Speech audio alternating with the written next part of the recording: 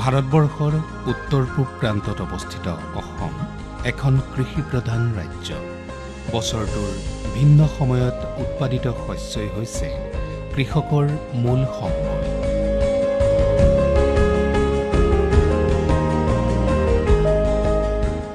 অসমৰ কৃষকৰ আৰ্থিক উন্নতিত গুৰুত্বপূৰ্ণ ভূমিকা গ্ৰহণ কৰি আহিছে শীতকালীন শাক-পাচলিৰ উৎপাদনে।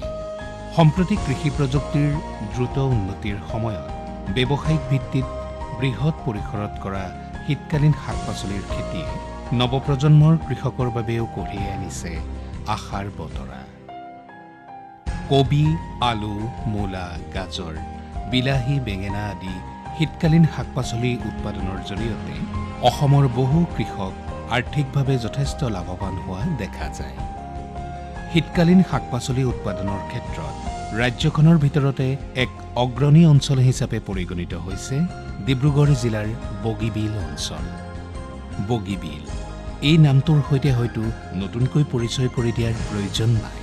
ডিব্ৰুগড় আৰু ধেমাজি জিলা সংযোগী বগীবিল দলং নিৰ্মাণ হোৱাৰে পৰা সম্প্ৰতি এই অঞ্চল যাতায়াত আৰু যোগাযোগৰ ক্ষেত্ৰতে নহয়, পৰ্যটনৰ ক্ষেত্ৰতো এক সম্ভাৱনাপূৰ্ণ অঞ্চলৰূপে পৰিগণিত হৈছে।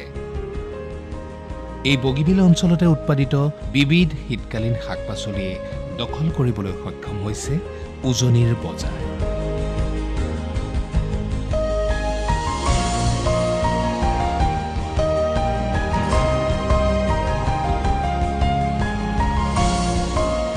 প্ৰায় ৩ দশক পূৰ্বে বগীবিলৰ নৈপৰীয়া অঞ্চলত ব্যৱসায়িক ভিত্তিত এই কৃষিকৰ্মৰ পাতনি মেলিছিল সেই অঞ্চলৰে একাংশ কৃষকে। এখেত আজিম আহমেদ। নহয়, আমাৰ ইয়াত আগতে কি হৈছিলে, ল'ৰাবিলাক প্ৰত্যেক ল'ৰা দেখিছিলোঁ মই দোকানৰ আগে আগে বহি ফুৰে, কোনোবাই কিবা কৰে, কোনোবাই আদা পিটি ফুৰে। কাম ধান্দা নাই আৰু নৈপৰীয়া মানুহৰ আমাৰ তেনেকুৱা চাকৰি বাকৰি নাই, কাম বানিও নাই। তেতিয়া মই মনতে ভাবিলোঁ খেতি কৰি দেখাব লাগে। তেতিয়া মই প্ৰথম ষ্টাৰ্টিং ইয়াত কৰিলোঁ খেতি, বেঙেনা খেতি কৰিছিলোঁ। বেঙেনা খেতি কৰিলোঁ, আমাৰতো সিমান অভিজ্ঞতা নাই খেতিৰ প্ৰতি। নগাঁৱৰ পৰা মানুহ আনি পেলাই আমি ইয়াত বেঙেনা খেতি কৰি দেখুৱালোঁ। তাৰপিছত বেঙেনা খেতি কৰাৰ পিছত তাৰপৰা আকৌ কবি খেতি কৰিব ধৰিলোঁ। কবি খেতি কৰি এতিয়া মই প্ৰথম বাৰীখন ইয়াত কৰিছিলোঁ আপোনাৰ ৯২ চনত। এতিয়া আপুনি ইয়াৰ পৰা একদম মোহনাঘাটলৈকে বাৰীয়ে বাৰী দেখি পাব। এতিয়া প্ৰায় হিচাপ কৰিব গ'লে ১০০খনমান বাৰী হ'ব। চবেই প্ৰথম আৰম্ভণিটো মই কৰিছিলোঁ ইয়াত। আপোনাৰ বেঙেনা খেতি কৰিছিলোঁ, তাৰপিছত কবি খেতি কৰিলোঁ। আৰম্ভণিটো মই কৰিছিলোঁ ইয়াত। তেতিয়া কি পদ্ধতিৰে আপুনি আৰম্ভ কৰিছিলে, কিমান মাটিত কৰিছিলে? তেতিয়া প্ৰথম ষ্টাৰ্টিংটো বৰ বেছি কৰা নাছিলোঁ মই, প্ৰায় ২৪ বিঘামান মাটিত কৰিছিলোঁ, খেতি কৰিছিলোঁ। তাৰ পিছৰ পৰা আৰু ইয়াত ৩৫ বিঘা মাটি আছে, গোটেই ৩৫ বিঘাটো কৰোঁ। তাৰপৰা আপোনাৰ সিপাৰতো ২৭ বিঘামান আছে, তাতো কৰোঁ। আগতীয়া খেতিটো তাত কৰোঁ আমি, সিপাৰত পানীৰ অসুবিধা নহয়। তো পিছতীয়াটো পানী যেতিয়া অলপ কমি যায় তেতিয়া ইয়াত কৰোঁ খেতি। এতিয়া আপুনি আৰম্ভ কৰিছিলে, তেতিয়া আপুনি অকলে আৰম্ভ কৰিছিলে নে লগত আৰু সহযোগী আছিলে? নাই, মই অকলে কৰিছিলোঁ, কিন্তু সহযোগী হিচাপে আপোনাৰ নগাঁৱৰ পৰা মানুহ আনিছিলোঁ। মই ইমান আমাৰ এক্সপিৰিয়েঞ্চ নাইকিয়া খেতিৰ প্ৰতি। প্ৰথম ষ্টাৰ্টিংটো শিকিবৰ কাৰণে মানুহ আনিবলগীয়া হ'ল।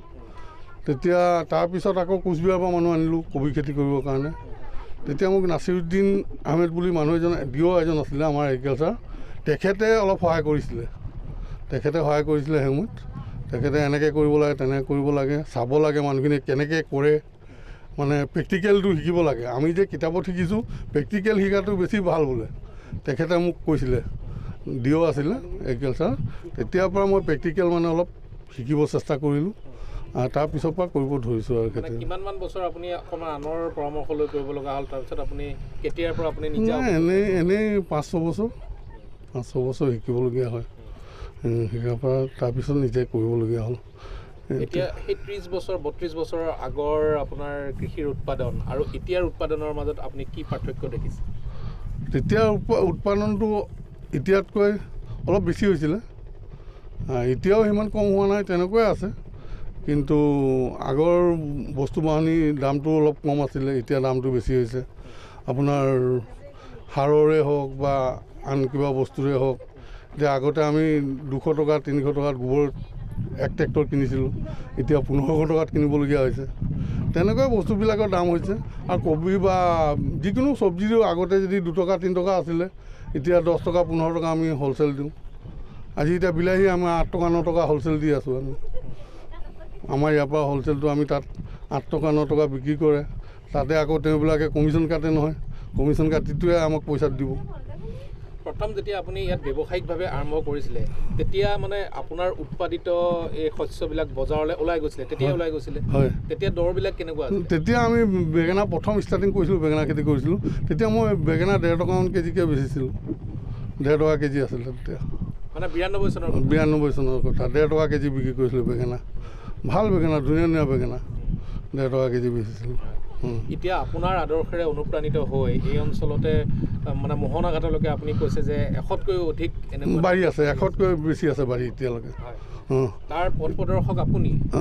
প্ৰথম ষ্টাৰ্টিংটো ময়ে কৰিছিলোঁ ইয়াত, খেতি প্ৰথম ষ্টাৰ্টিংটো ময়ে কৰিছিলোঁ। আৰু মই বাকী ল'ৰা ছোৱালীকো কৈছিলোঁ যে খেতি কৰি পেলাই কিবা এটা আমি সুবিধা কৰিব পাৰিম, ঘৰখন চলিব পাৰিব, কাৰোবাৰ কিবা এটা সুবিধা হ'ব। এতিয়া তেনেকৈ কৰি কৰি দুটা এটা কৰোঁতে কৰোঁতে এতিয়া 100খনৰ বেছি বাৰী হ'ল ইয়াত। সেই যিসকল উদ্যোগী এতিয়া 100খন বাৰী ধৰক চলাই আছে, তেখেতসকলে আপোনাৰ পৰা কেনেধৰণেৰে দিহা পৰামৰ্শ লৈছে বা কেতিয়াবা আহিছেনে? না, আহে সোধে সেইখিনি সোধে। আপুনি এগৰাকী অভিজ্ঞ কৃষক হিচাপে এই কৃষিক মানে পেচা হিচাপে লৈ অসমত জীয়াই থাকিব পৰা সম্ভাৱনা কিমান দেখিছে বৰ্তমান সময়ত? 100% আছে, 100% আছে। ইয়াতকৈ ভাল আৰু একো নাই বুলি ক'লেও হয়। খালি কৰিব পাৰিব লাগিব। যিকোনো কথাতে আজিকালি কম্পিটিশ্যন হ'ল। আপুনি মাৰ্কেটত মালটো আগতীয়াকৈ ওলোৱাব পাৰিলে মানে 2 টকা বেছি পোৱা যায়, পিছত ওলোৱালে 2 টকা কম পোৱা যায়। সেইকাৰণে কম্পিটিশ্যনত মানে খেতি কৰিবলগীয়া হৈছে আজিকালি। এই যিটো বজাৰ ব্যৱস্থাৰ কথা আপুনি ইতিমধ্যে উল্লেখ কৰিছে, এই বজাৰ ব্যৱস্থা লৈ বহু ধৰণৰ প্ৰশ্ন হয়। কেতিয়াবা মধ্যভোগীয়ে মাজতে খাই দিয়ে, এনেকুৱা ধৰণৰ। আপুনি নিজে কি প্ৰত্যক্ষ কৰিছে বা নিজৰ অভিজ্ঞতাৰে আপুনি কি ক'ব এই ক্ষেত্ৰত? আমাৰ এনেকুৱা হয়, এতিয়া চাওক, এতিয়া 3 গাড়ী 4 গাড়ী মাল লৈ যাওঁ আমি। 3 গাড়ী 4 গাড়ী মালটো আমি ডিব্ৰুগড়ত খুচুৰা বিক্ৰী কৰিব নোৱাৰোঁ, আমি পাইকাৰী দিবই লাগিব। আৰু পাইকাৰী দিয়াবিলাকে আপোনাৰ এতিয়া আমি যদি এতিয়া মই আপোনাক ক'লোঁ 8 টকা 9 টকা বিলাহী আছে, আমাক সিহঁতি 2 টকামান কাটিব কেজিত, 2 টকা কাটি পেলাইহে দিব। যিটো দাম এতিয়া যদি 9 টকা বিক্ৰী গ'ল, আমাক 7 টকাই দিব, 2 টকা কাটি পেলাই। 2 টকা তেওঁবিলাকে ওপৰতে খাই দিয়ে। আৰু ইয়াত আমি মেহনত কৰি গোটেই বিলাহী হেৰি কৰি মেলি তাত লৈ যাই দিয়াৰ পিছত তেওঁবিলাকে 2 টকা ওপৰতে খায়। আমি দেখিছোঁ আপোনাৰ ইয়াত যথেষ্ট সংখ্যক কৰ্মীও আছে। আপুনি পোনপটীয়াভাৱে মানে বজাৰত বিক্ৰীৰ ব্যৱস্থা কিবা চিন্তা কৰিব নেকি? পোনপটীয়াভাৱে বজাৰত বিক্ৰী কৰিব আমাৰ সুবিধাই নাই তেনেকুৱা। আচলতে সুবিধাটো থাকিব লাগিব, বজাৰত আমাৰ দোকান এখন হ'ব লাগিব বা বিক্ৰী কৰিব পাৰিব লাগিব। আমাৰ দোকান নাই তেনেকুৱা, আমি বিক্ৰী কৰিব নোৱাৰোঁ। আমি এতিয়া ক'ৰবাত অভাৰব্ৰিজত কেতিয়াবা লৈ যায় আমাৰ ইয়াৰ মানুহে, অভাৰব্ৰিজত লৈ যালে পাইকাৰী দিব নোৱাৰে, মেইন মাৰ্কেটৰ পৰাই পাইকাৰী যায় ডিব্ৰুগড়ৰ পৰা। তেনেকুৱা ধৰণৰ কথা। আৰু আপোনালোকৰ দৰে বৃহৎ পৰিসৰত যিসকলে এই কৃষি কৰ্ম কৰি আছে, তেখেতসকলৰ বাবে কিবা প্ৰত্যাহ্বান আছে নেকি, কিবা চেলেঞ্জ আছে নেকি? নাই, চেলেঞ্জ একো নাই। আমাৰ মানে কি হয়, কেতিয়াবা সেই আপোনাৰ খাৰুপেটীয়া পিনৰ পৰা মাল আহিলে মানে অলপ কম হয়। সেইটো কাৰণে মই ক'লোঁ যিকোনো খেতি কম্পিটিশ্যনত হয়। আমি এতিয়া যদি খাৰুপেটীয়া মালটো ওলোৱাই তাতকৈ আগতে আমি মালটো ওলাব পাৰোঁ মাৰ্কেটত, আমাৰ মালটো অলপ দামত বিক্ৰী হয়। আমি এতিয়া যিকোনো খেতি কৰিলে কম্পিটিশ্যন হয়, চবেই সেইটো হিচাপে কৰে খেতি। আপুনি যিহেতু 32 বছৰ কাল কৃষি কৰ্মৰ সৈতে জড়িত হৈ আছে, কিবা চৰকাৰী সুবিধা বা বেংকৰ ঋণ এনেধৰণৰ পাইছে নেকি? না, বেংকৰ ঋণ প্ৰথম ষ্টাৰ্টিঙত মই পাইছিলোঁ, মাৰিলোঁ। তাৰপৰা ঋণো লোৱা নাই, আৰু ঋণ ল'বলগীয়া হোৱা নাই। নিজে ফাইনেন্স কৰি খেতি কৰি আছোঁ। চৰকাৰী সুবিধা নাই আমাৰ ইয়াত তেনেকৈ একো। চৰকাৰী সুবিধা নাই। কেতিয়াবা এগ্ৰিকালচাৰ দিয়ে দৰৱবোৰক, যাওঁ যেতিয়া অফিচত দিয়ে, নিদিয়া নহয়, ক'লে মানে দিয়ে, দৰৱবোৰক দিয়ে।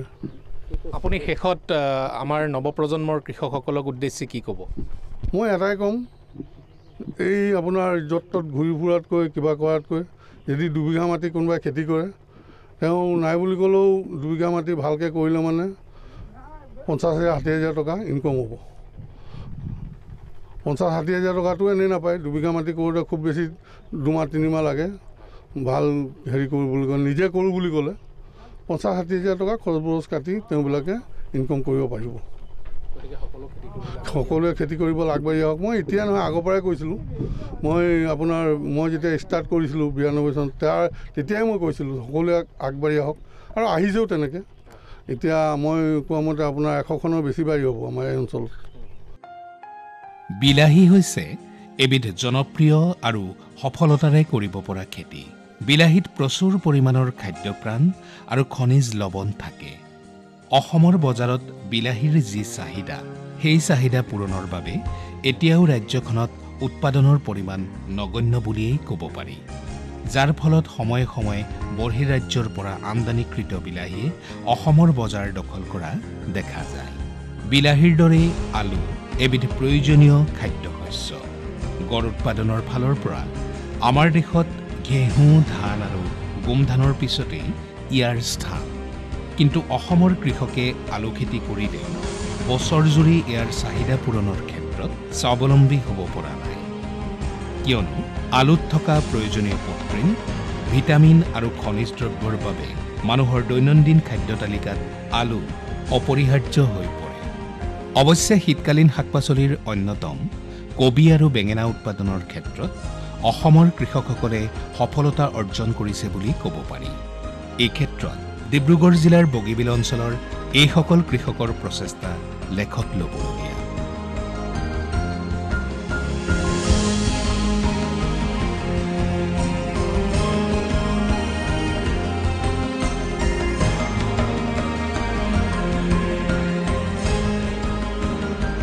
এইগৰাকী বগীবিলৰ এগৰাকী অভিজ্ঞ কৃষক চিৰাজুল হক।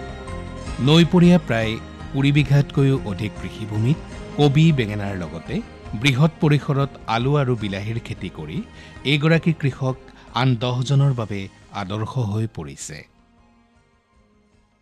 এই মুহূৰ্তত আমি উপস্থিত আছোঁ ডিব্ৰুগড়ৰ বগীবিল অঞ্চলত, আৰু বগীবিল হৈছে এখন অতি শস্য শ্যামলা ঠাই, এখন বিখ্যাত ঠাই। ইয়াৰ যি উৎপাদিত শাক পাচলি সি কেৱল ডিব্ৰুগড়ৰে নহয়, সমগ্ৰ অসম বিখ্যাত। এই মুহূৰ্তত আমি এই অঞ্চলৰে এগৰাকী আগশাৰীৰ কৃষকক লগ পাইছোঁ। দাদা নমস্কাৰ। নমস্কাৰ। আপোনাৰ পৰিচয়টো দিয়কচোন। মোৰ নাম চিৰাজুল হক।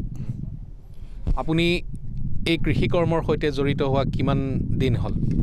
মোটামুটি 32 বছৰ, 30-32 বছৰ হ'ব। যথেষ্ট অভিজ্ঞতা হৈছে আপোনাৰ। আপুনি কি কি খেতি কৰে? বিলাহী, ফুলকবি, আলু, বন্ধাকবি এইবিলাকে। হয়, এইবাৰ কৃষিৰ উৎপাদন কেনেকুৱা? এইবাৰ কৃষি উৎপাদন ভাল। এইবাৰ বজাৰটো ভাল বজাৰ, এইবাৰ ভালে হৈছে চবৰে। হয়, আমি আপোনাৰ ইয়াত মানে যথেষ্ট সংখ্যক আমি বিলাহী দেখিছোঁ। এয়া আপুনি বিক্ৰীৰ বাবে ৰাখিছে? বিক্ৰীৰ বাবে ৰাখিছোঁ। হয়, বিলাহীৰ উৎপাদনো ভাল। বিলাহীৰ উৎপাদন ভাল এইবছৰ, ক্লাইমেটটো ভালৰ কাৰণে ভাল হৈ আছে। ফুলকবি, বন্ধাকবি মিলি আছিলে প্ৰায় 20 বিঘা, আৰু বিলাহী আছিলে 5 বিঘা। বিলাহীটো আছে, কবি শেষ কৰাৰ পিছত 4 বিঘা আলু আছে। এতিয়া আলু লগাইছোঁ। মুঠতে আপোনাৰ 25 বিঘা কৃষিভূমি আছে নহয়? কৃষিভূমি আছে। আপোনাৰ এই বিলাহীৰ যি উৎপাদন, আপুনি প্ৰথম মাটি চাহ কৰাৰ পৰা এতিয়ালৈকে এই চিঙালৈকে এই গোটেই পদ্ধতিটোৰ বিষয়ে অকণমান আমাক ক'ব নেকি? ফাৰ্ষ্ট বিলাহীটো আমি গুটিটো আমি USA গুটি, এইটো ভাল প্ৰডাকশ্যন। এইটো মাটি ৰেডি কৰাৰ, মাটি চাহ কৰিছিলোঁ ভালকৈ, 5 চাহ ট্ৰেক্টৰ দি 5 চাহ কৰাৰ পিছত আমি জৈৱ, তাৰপিছত SSP ফৰডান দি লগাইছিলোঁ। লগাৰ পিছত এতিয়া হৈ গ'ল, আৰু দয় পাতি যি লাগে চব দি আছোঁ। পৰিচৰ্যাটো কেনেকৈ কৰিব লগা হয়, আৰু লগত আপোনাৰ কিমান মানুহ আছে? মানুহ আছিলে মোৰ 7জন, আৰু এনে হাজিৰা মানুহ ডেইলি আছে 10টা। ডেইলি 10টা মানুহ কাম কৰে, আৰু এনে মোৰ লগত এনে 5টা মানুহ মোটা মানুহ আছে। এই বিলাহীৰ যিটো ইয়াত আপুনি কি কি সাৰ প্ৰয়োগ কৰিছে? DAP, ইউৰিয়া, পটাছ আৰু জৈৱ। বিলাহীৰ বহু বেমাৰৰ কথা আমি শুনো, তেনেকুৱা কিবা আপুনি সমস্যাৰ সন্মুখীন হৈছে?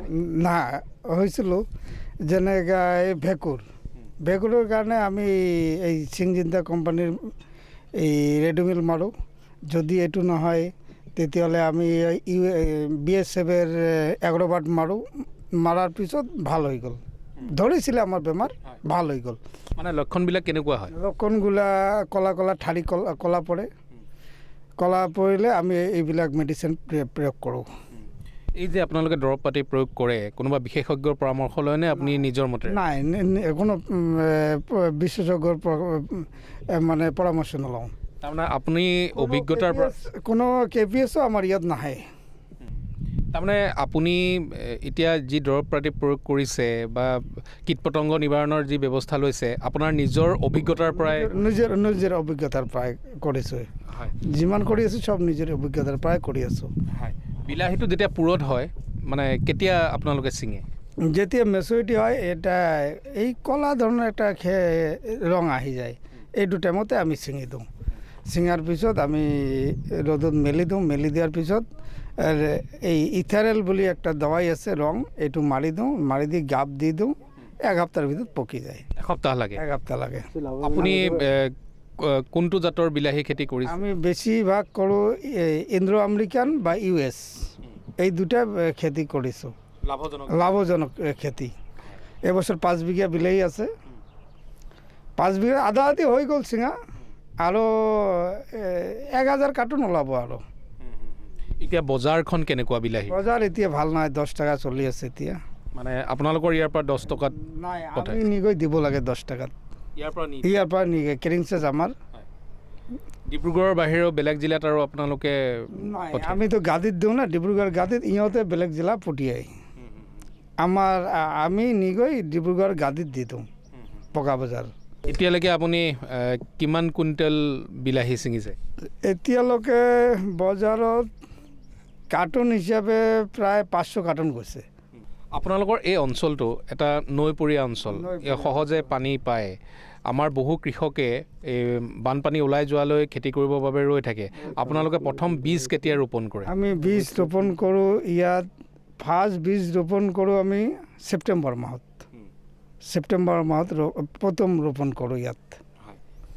ছেপ্টেম্বৰ মাহত ৰোপণ কৰোঁ, তথাপি কিন্তু পানী মাৰি দিয়ে। তথাপি ছেপ্টেম্বৰ অক্টোবৰত আৰু কি ছাকচেছ হৈ যায়, চবৰে লগা শেষ হৈ যায়। কেতিয়াবা ভাদ আহিন মাহততো পানী আহে, কেতিয়াবা খেতি নষ্ট কৰিছে? খেতি নষ্ট কৰিছে। যোৱা বছৰ মোৰ নষ্ট হৈছে, ইয়াত প্ৰায় 12 বিঘা মাটি নষ্ট হৈছে, পানী খাই দিছে 12 বিঘা। পানীত যেতিয়া আপোনাৰ ধৰক, আপুনি এতিয়া বিলাহীৰ কথাই আমি পাতি আছোঁ, বিলাহীৰ যেতিয়া আপোনাৰ ইয়াত বিলাহী পচোৱাৰ পিছত যেতিয়া তাক নষ্ট কৰে, তাৰপিছত আকৌ কি কৰে? আকৌ বিলাহী নতুনকৈ কৰোঁ আৰু। উপায় নাই, আমাৰতো কৃষিজীৱী না, আমিতো কৃষি কাজ কৰিবই লাগিব। এইটো যেতিয়া আমাৰ নষ্ট হৈ যায়, আকৌ নতুনকৈ পচাই আকৌ নতুনকৈ লগাওঁ। যোৱা বছৰ তেনেকৈ 12 বিঘা নষ্ট হৈ গ'ল, তাৰপিছত আকৌ নতুনকৈ গুটি পচাই আকৌ পুলি বনাই লগালোঁ। বিলাহীৰ উপৰিও আমি দেখিছোঁ আপোনাৰ এখন ডাঙৰ আলুৰ খেতিও আছে। কেইবিঘা আছে? 6.5 বিঘা আলু আছে। 6.5 বিঘা। কি জাতৰ আলু কৰিছে? আলু 2.5 বিঘা আছে পোকৰাজ পাঞ্জাব, আৰ 4 বিঘা আছে পাঞ্জাব জ্যোতি। যোৱা বছৰ কিমান কৰিছিলে? যোৱা বছৰ আছিলে 11 বিঘা। 11 বিঘা খুদে পাঞ্জাব জ্যোতি আছিলে, জ্যোতি আলু। প্ৰডাকশ্যন ভাল হৈছিলে। যোৱা বছৰ মাৰ্কেটটো ভাল নাছিলে। যোৱা বছৰ 700-800 টাকা কুইণ্টেল আছিলে। কিন্তু এইবছৰতো ৰেট ভালে আছে বৰ্তমানে। কিন্তু যেটো আমি 2.5 বিঘা এই পকৰাজ আছে, এইটো উঠাম আৰ কি, এই 2-4-এৰ ভিতৰত উঠাম। মানে উঠাব পৰা হৈ গ'ল? 2.5 বিঘা আলু। তাৰপিছত ইয়াৰ যিটো কৃষি প্ৰণালী, আপোনালোকে কি পদ্ধতিৰে কৰে, কি সাৰ, কেনেধৰণৰ দৰৱ প্ৰয়োগ কৰে অকণমান কওকচোন। ইয়াত আলুত আমি ডাইৰেক্ট ক'ব গ'লে ইউৰিয়া পটাছ লগাওঁতে আমি ইউৰিয়া পটাছ 30 কেজিকৈ দিওঁ, SSP 100 কেজি, DAP 20 কেজি, গোবৰ দিওঁ 1 টলি গোবৰ দিওঁ। দিয়াৰ পিছত লাষ্ট চাহ কৰাৰ পিছত আমি হাল টানি আলুটো লগাই দিওঁ। এইবাৰ বতৰটো আপোনাৰ আলু খেতিৰ বাবে উপযোগী? ভাল। এইবছৰ আলু খেতিৰ কাৰণে ভালেই চলি আছে, ইমান ভাল নহয় আলু। ক্লাইমেটটো মানে এইবাৰ তাপমাত্ৰাটো বেছি। আলু খেতিৰ কাৰণে লাগে হিম, ঠাণ্ডা বতৰ লাগে, কিন্তু এইবছৰ ঠাণ্ডা নাই তেনেকুৱা।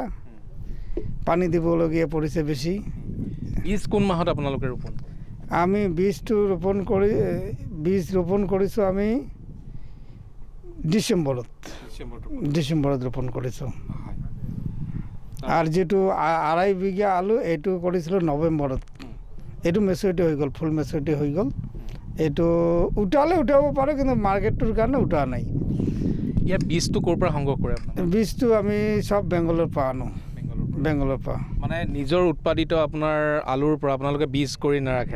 নাই, ইয়াততো ক'ল্ড ষ্ট'ৰ নাই, ৰাখিবলৈ জেগা নাই ইয়াত। এইটো কাৰণে নহ'লেতো ৰখা গ'লহেঁতেন। ইয়াততো চৰকাৰে তেনেকৈ সুবিধা নাই, ক'ল্ড হাউচ নাই। ক'ল্ড হাউচ থকা হ'লে আমি আলুটো ৰাখিলোহেঁতেন। যিটো আমি লগাইছোঁ এইটো 1 কাঠা আলু, এবছৰ মানে আৰু 2 বছৰ কৰিব পাৰি এইটো আলু, কিন্তু ৰাখিবলৈ আমাৰ জেগা নাই ইয়াত। কিবা বেমাৰ আজাৰ বা তেনে কিবা অসুবিধাৰ সন্মুখীন হৈছে নেকি আলুৰ? এতিয়ালৈকে বেমাৰ হোৱা নাই, কিন্তু ক্লাইমেটে কি কৰে, ক্লাইমেটে যদি মাৰ দিয়ে তেতিয়াহ'লে তো বেমাৰ আজাৰ ধৰিব। এইবছৰ এতিয়াও ধৰা নাই বেমাৰ আজাৰ। আপুনি বতৰৰ কথা কৈ আছে, মানে কেনেকুৱা বতৰ হ'লে আলু খেতিৰ বাবে উপযোগী আৰু কেনেকুৱা বতৰ হ'লে আলু খেতিৰ বাবে অকণমান অসুবিধা হয় কওকচোন? কেনেকুৱা বতৰ? একদম পূৰা কুঁৱলী লাগে আমাক আলু খেতিৰ কাৰণে। ডেইলি কুঁৱলী, 10টা অবধি, দিনত 10টা অবধি কুঁৱলী পৰিব লাগে। তেতিয়া আলু খেতিৰ কাৰণে একে উপযোগী আৰু ফুল প্ৰডাকশ্যন হ'ব। পাৰ বিঘা 40 কুইণ্টেল হ'বই। তাৰমানে যদি 10টালৈকে যদি কুঁৱলী পৰে আৰু কেনেবাকৈ যদি বৰষুণ হয় তেতিয়া কিবা? বৰষুণ দিলে আমাৰ ক্ষতি হ'ব খেতিৰ। বৰষুণ দিলে বহুত ক্ষতি হ'ব। এতিয়া আপোনাৰ এই 6.5 বিঘা আলু আপোনাৰ তুলিবৰ বাবে কিমান দিন সময় লাগিব?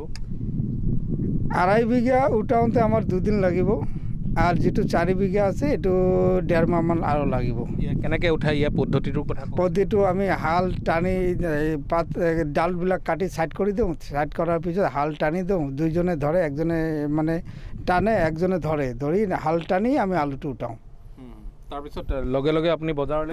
লগে পেকেট কৰোঁ, বজাৰলৈ দি দিওঁ। এইবাৰ আপুনি কি আশা কৰিছে, কিমান দৰ পাম বুলি ভাবিছে?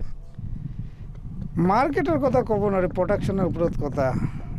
মাৰ্কেট যদি বাহিৰৰ মাল যদি শ্বৰ্ট হয়, যেনে বেংগল, AP যদি শ্বৰ্ট হয় এই বজাৰ এই ফলন, তেতিয়াহ'লে ইয়াত ভাল ফল এটা পোৱা যাব। ভৱিষ্যতে আপোনাৰ এই খেতিডৰাক লৈ আৰু কি পৰিকল্পনা আছে? ভৱিষ্যতে তেনেকুৱা পৰিকল্পনা নাই। এইবছৰতো চেচেই হ'ল, খেতি আদায় আমাৰ এবছৰ আদায়। এতিয়া আলু শেষ হ'লে আমি আৰু সামৰিব লাগিব খেতি। অহা বছৰ যে বিলাহী, ফুলকবি, আলু এইবিলাকে কৰিম আৰু এই 25 বিঘাতে।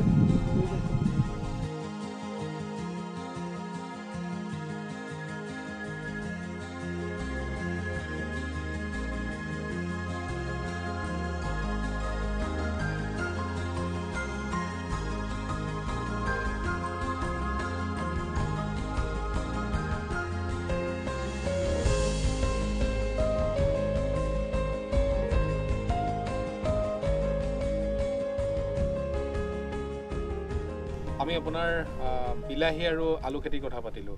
আপুনি কবি খেতিও কৰিছে, উৎপাদন কেনেকুৱা? এবাৰ কিমান বিঘা মাটিত কৰিছে অকণমান কওকচোন। কবি খেতি কৰিছিলোঁ এবাৰ, টোটেল মাটি আছিলে 25 বিঘাতো। তাৰ 5 বিঘা বিলাহী, ফুলকবি আগতীয়া আছিলে 5 বিঘা, তাৰপৰা সেউতীয়া আছিলে 10 বিঘা, বন্ধাকবি আছিলে 5 বিঘা। এই টোটেল 25 বিঘা খেতি কৰিছিলোঁ। তাৰ ভিতৰত এতিয়া 5 বিঘা বিলাহী আৰু কবি, আগতীয়া কবিখিনি উঠাই আলু কৰিছিলোঁ। আলুখিনি আছে আৰু এই বিলাহীখিনি আছে। আৰু কবি খেতি আগতীয়াখিনি বজাৰ এবাৰ ভাল আছিলে। এবাৰ আগতীয়া কবিখিনি 50-52 এনেকৈ 45 টাকাত আদায় হ'ল। তাৰ পিছৰ কবিখিনি 20 টাকা 25 টাকা এনেকৈ বজাৰ এবাৰ ভালে গ'ল। বান্দাৰ বজাৰো এবাৰ ভালে আছিলে। বান্দাৰ বজাৰ এতিয়াও 10 টাকা 12 টাকা আছে। বন্ধাকবি শুৰুৰ পৰাই 16 টাকা 17 টাকা বজাৰ আছিলে এইবছৰ। যিটো আপুনি আগতীয়া ফুলকবিৰ কথা কৈছে, আগতীয়া ফুলকবিটো আপুনি কেতিয়া লগাইছিলে? এইটো আগষ্টত লগাইছিলোঁ। আগষ্টত লগাইছিলে। ছিঙিব পৰা কেতিয়া হৈছিলে, কাটিব পৰা? নৱেম্বৰত হৈছিলে। নৱেম্বৰ 1 নৱেম্বৰত হৈছিলে। 1 নৱেম্বৰৰ পৰা শুৰু কৰিছিলোঁ আৰু কি নৱেম্বৰ ডিচেম্বৰত আদায় হৈছিলে। আগতীয়া কি কি ফুলকবি জাত কৰিছিলে? আগতীয়া আছিলে আমাৰ এই আপোনাৰ এই সিংজিন্তাৰ মনচুন কুইন আছিলে, তাৰ পিছে আপোনাৰ হোৱাইট শ্বৰ্ট আছিলে, তাৰ পিছে আপোনাৰ এই হোৱাইট এক্সেল আছিলে, এইবিলাকে আছিলে আৰু লোকেল চিট অলপ আছিলে আমাৰ। লোকেল চিট ক'বলৈ গ'লে এইটো হাজিপুৰৰ চিট, ভাল চিট, কাৰ্তিকিয়া বুলি কয়। এইটো ভাল চিট, এইটো ভাল মুনাফা আছিলে। কিন্তু এই গুটিটো চবে নাপায়, সব কৃষকে। আমি সুকীয়াকৈ তাত অৰ্ডাৰ দি আনো আৰু কি। আগতীয়া ফুলকবিৰ যিটো কৃষি প্ৰণালী অকণমান বহলাই কওকচোন। কৃষি প্ৰণালী আগতীয়া কবিটো আমাৰ খৰচটো বেছি হৈ যায়।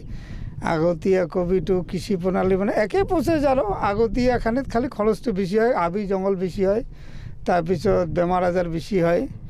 বেমাৰ আজাৰ কওঁতে এই পাতত ফুট বেমাৰটো হয়।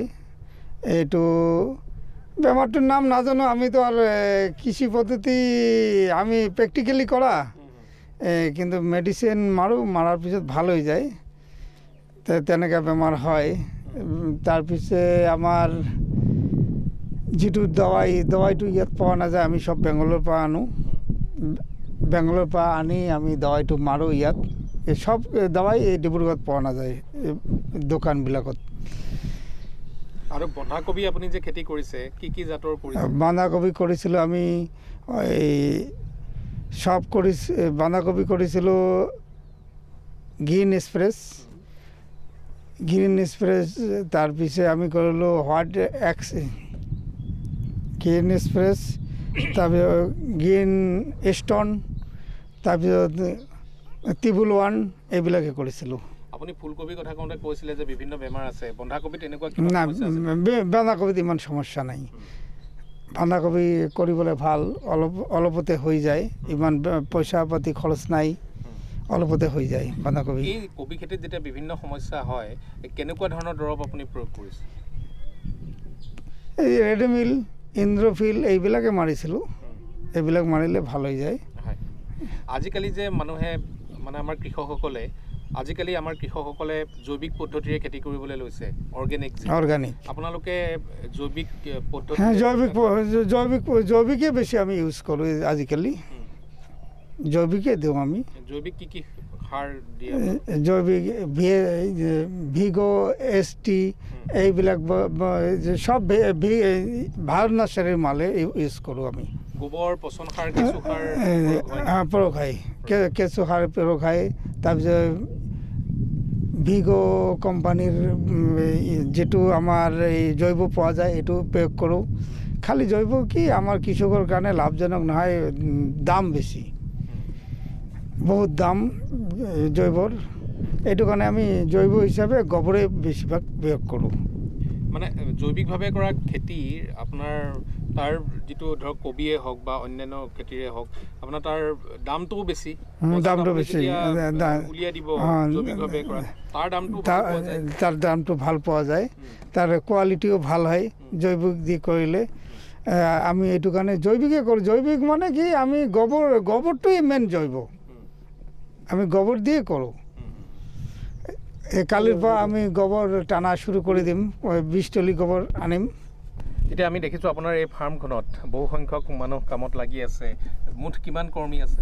ইয়াত মুঠতে 15 জন, কোনোদিন 20 জন কৰ্মী থাকে। তাৰ ভিতৰত মান্থলি আছে 7 জন। 7 জন এইটো মান্থলি কোনোবা আছে 12,000, কোনোবা আছে 9,000, কোনোবা 10,000 টাকা মাহত। এই 7 জনের খাওয়া মোর দিব লাগে, 3 টাইম খাওয়া মোর। কিন্তু মাহত 2 জন আসলে 12,000 টাকা, আর বাকি 3 জন আসলে 10,000 টাকা, আর 2 জন আসলে 9,000 টাকা খাওয়া মোর। আর এনে হাজিরা মান্থলি 7 জনের পা 15 জন ডেইলি চলে। আর হ্যাঁ, হাজিরা এইবিলাকৰ মোটা মানুহ 250 টাকা, মাইকী মানুহ 200 টাকা। আপুনি যথেষ্ট অভিজ্ঞ এজন কৃষক, আপুনি 3 দশকতকৈ অধিক কাল আপুনি কৃষি কৰ্মৰ সৈতে জড়িত হৈ আছে। আমাৰ যিসকল নৱপ্ৰজন্মৰ কৃষক, যিসকল উদ্যোগী কৃষক, তেওঁলোকক উদ্দেশ্যি আপুনি কি বাৰ্তা দিব খুজিব? বাৰ্তা এইটোই ক'ব বিচাৰোঁ, যিবিলাক ডেকা ল'ৰা আছে চবে ঘূৰা ঘূৰি নকৰি কৃষি কাজ কৰক, কিছু ভাল মুনাফা এটা আছে। আমি যেনেকৈ কৰিছোঁ কোনোবাই যদি কৰে 1 বিঘা 2 বিঘা যদি ইহঁতৰ কিবা সহায় লাগে আমি খোজ কৰি যদি কিবা বেমাৰ আজাৰ আমি আমাক সুধিলে আমি কৈ দিম তথাপি কৰোঁ ডেকা ল'ৰা চব তাৰমানে কৃষি বৰ্তমান এটা লাভজনক ব্যৱসায় বুলি লাভজনক ব্যৱসায়ী কৃষি এটা লাভজনক ব্যৱসায়ী এয়া মাত্ৰ দুটি উদাহৰণহে অসমৰ চুকে কোণে এনে বহু প্ৰগতিশীল কৃষক আছে যিসকলে বৃহৎ পৰিসৰত এনেবোৰ শীতকালীন শাক পাচলি উৎপাদনৰ জৰিয়তে স্বাৱলম্বী হ'বলৈ সক্ষম হৈছে কৃষি প্ৰযুক্তিৰ দ্ৰুত উন্নতিৰ সময়ত এইসকল কৃষকৰ আশাসুধীয়া প্ৰচেষ্টাই অসমৰ কৃষিখণ্ডক এক সুকীয়া মাত্ৰা প্ৰদান কৰিছে বৰ্তমান অসমত এনেধৰণৰ কৃষিকৰ্মৰ বাবে প্ৰায় সকলোখিনি সুবিধাই উপলব্ধ নৱপ্ৰজন্মৰ কৃষকসকলে বগীবিল অঞ্চলৰ দৰে উদ্যোগী কৃষকসকলক আদৰ্শৰূপে গ্ৰহণ কৰিব পাৰে সুপৰিকল্পনা নিৰবিচ্ছিন্ন প্ৰচেষ্টাই ৰাজ্যখনৰ কৃষিখণ্ডৰ বাবে কঢ়িয়াই আনিব পাৰে আশাৰ ৰেঙনি